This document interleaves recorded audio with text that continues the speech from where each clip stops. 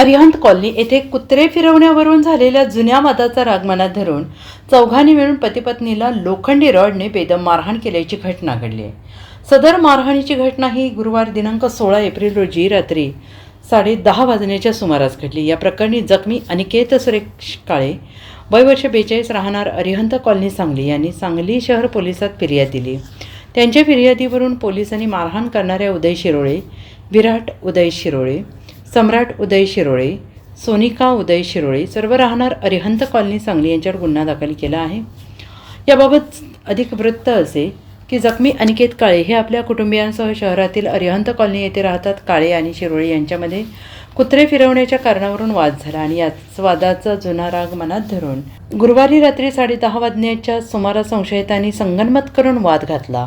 उदय शिरोळे यांनी अनिकेत काळे आणि त्यांच्या पत्नीला लोखंडी रॉडने डोक्यात, पाठीवर, छातीवर आणि पायावर मारून जखमी केले। शिवीगाळ करून आज तुझा शेवटच करतो अशी धमकी देत धक्काबुक्की केली।